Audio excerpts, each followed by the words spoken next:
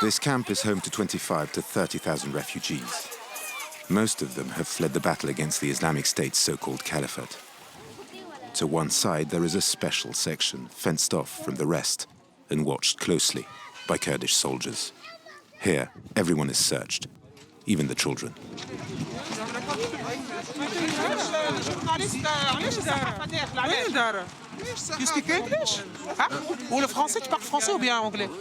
These women are foreign jihadi brides who traveled to Syria during the Islamic State's heyday.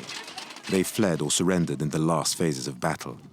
Their husbands are either still fighting dead or in prison. In all, 500 families from around the world. I'm from Trinidad. Canada. Ruski? هي نص فرنسي نص ألماني. من سعودية.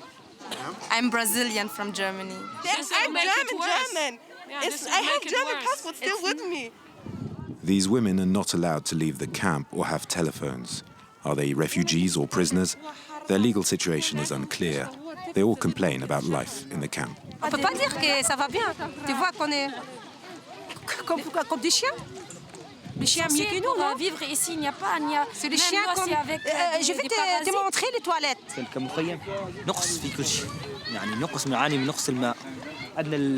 We have a lot of problems in this camp. We're short on everything. We lack water, food, bathrooms, toilets. The conditions are terrible. It's all because the UNHCR gives us nothing for them. For the Kurds who run the camp, some of these women are clearly dangerous. We thought we could put them together with the Syrians and the Iraqis. They would adapt, but they're ferocious. They burnt some of the Syrians' tents. They would call them kuffars, infidels. They consider themselves as the only true Muslims, so we had to separate them. Most of these women claim they've abandoned the Islamic State's ideology. Nous sommes changés. On ne peut pas dire que nous ne sommes pas des Daesh avant. Oui, nous êtes avant des Daesh. احنا لما هاجرنا احنا كنا نعشق حاجه اسمها دوله اسلاميه، احنا حبينا الدوله كدوله وحبينا البغدادي كبغدادي، حبيناه سبحان الله. لما اتينا انا احكي لك بصراحه، لما جينا لسوريا احنا جينا لدوله اسلام على اساس حتقوم على منهاج النبوه، وحبينا البغدادي وحبيناه في الله وحبينا الخلافه وبذلنا ابنائنا ودمائنا وكل على اساس الاسلام يرجع من جديد. اسلام نعم الاسلام الرسول صلى الله عليه وسلم ما كانش بيقتل الاطفال هيك الظلم هيك ليس مش هيك. In their defense, most of these women insist they didn't know what they were getting into. Like Kimberly, a 46-year-old Canadian who has just arrived in the camp after 3.5 years in the caliphate. I came for humanitarian reasons. I actually didn't know a lot about what she would refer to as Daesh. I didn't know a lot about the organization itself. I just knew that they were big and that as an Islamic organization at the time, they were doing some really good things. I don't think that negates the negatives, but I mean, I tried to leave and they put me in prison when I tried, so I ended up being trapped. You have to ask the woman to come in. Yeah, can you just ask them to veil? When Kimberly moved to the caliphate mid-2015, the jihadi terror campaign was well underway. Yes, I knew about Charlie Hebdo, yeah. But again, we'd had an attack on Canadian soil as well. I chalked it up to being a handful of individual lone wolves that were kind of acting on their own. This large tent is for newcomers. Amongst them, a French woman, Mathilde. She says she was disappointed with life in the caliphate and shocked by certain practices, such as the enslavement of Yazidi women. Après, malheureusement, c'est comme tout, vous vous y habituez. C'est comme les bombes, c'est comme les décapitations. Malheureusement, vous vous y habituez. Mais au départ, oui, quand vous arrivez et que vous voyez... Enfin, moi, j'ai pas vu personnellement, mais quand vous savez qu'il y a des femmes qui sont vendues, au départ, ça fait franchement bizarre. Et vous savez que tel frère, il a tant d'esclaves, honnêtement, ça fait bizarre.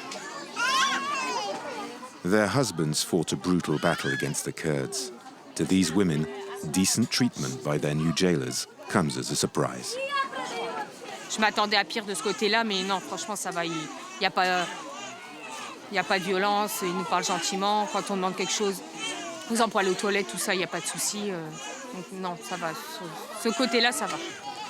Off camera, many women tell us the most radical of them wreak terror within the camp. They even burned the tents of those who criticize the Islamic State group. Give to us this tent. A child died. Can you just stop? Sure. These Europeans dreamt of being treated like princesses alongside their proud mujahideen husbands.